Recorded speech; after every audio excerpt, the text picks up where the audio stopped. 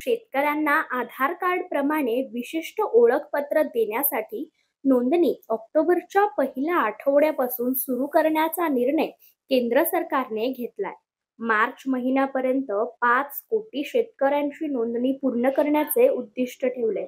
विशेष ओळखपत्रामुळे पिकांना किमान आधारभूत किंमत, किसान क्रेडिट कार्यक्रमातील विविध योजनांमधून दिली जाणारी मदत शेतकऱ्यांपर्यंत कोणत्याही अडचणीशिवाय पोहोचण्यास मदत होणार आहे.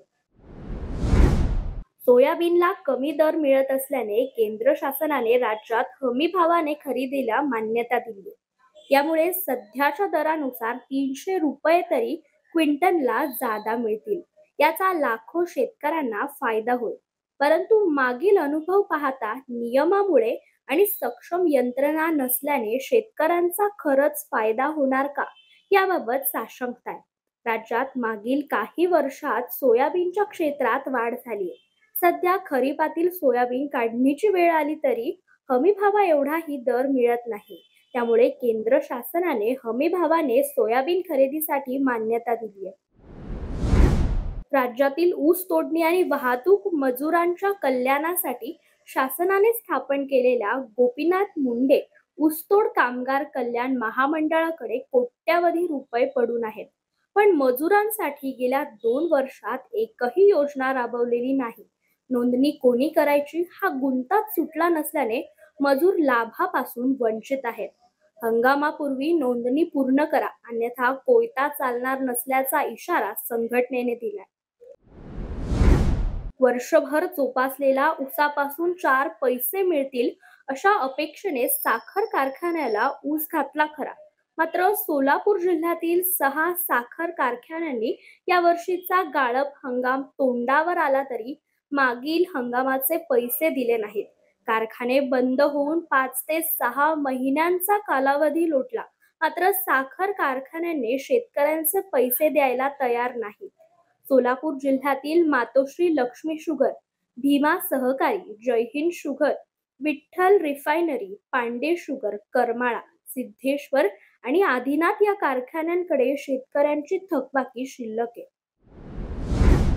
राज्यातील शेतकऱ्यांना 2023 ते 2024 खरीप आणि रब्बी हंगामातील पीक विम्याचे पैसे अद्याप मिळालेले नाहीत. या पार्श्वभूमीवर काल स्वतंत्र भारत पक्ष आणि शेतकरी संघटनेच्या नेतृत्वाखाली पुणे येथील कृषी आयुक्त कार्यालयावर मोर्चा काढण्यात आला होता. कृषी उपायुक्त वैभव तांबे यांनी शासनाच्या वतीने निवेदन स्वीकारत 10 दिवसात शेतकऱ्यांच्या खात्यावर पैसे जमा करण्याचे आश्वासन दिले. गणेशोत्सवात लाडक्या बाप्पाला अळूवडीचे नैवेद्य देण्याची पद्धत असून महिला वर्गाकडून अळूच्या पानांची खरेदी केली जाते. त्यावेळी पालघर जिल्ह्यातील वसई, पालघर, डहाणू आणि तलासरी तालुक्यातील समुद्र किनारी भागात शेतकरी अळूची शेती करतात. उत्सवाच्या निमित्ताने या पानांना मागणी वाढली आहे. श्रावण महिना आणि सणासुदीच्या दिवसात अळूची पाने आणि त्याच्या देठांना मागणी असते. गणेशोत्सवात बाप्पांच्या मूर्तीची प्राणप्रतिष्ठा केल्यापासून ते उत्तर पूजा आधी दिल्या जाणाऱ्या नैवेद्यात अळूवडीला प्राधान्य दिले जाते.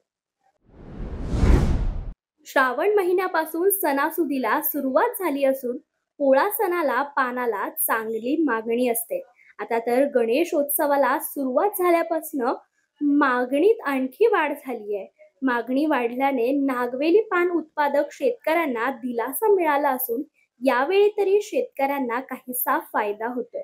गणपती आणि पितृपक्ष या दिवसात नागवेली पानाला अति महत्वाचे स्थान असल्याने मोठ्या प्रमाणात मागणी वाढण्याची शक्यता वर्तवली आहे. मागणी मोठ्या प्रमाणात असल्याने पान उत्पादक शेतकरी पानाची तोडणी करतात. मागील आठवड्यात मागणी वाढल्याने पानाच्या दरात सुधारणा झाली.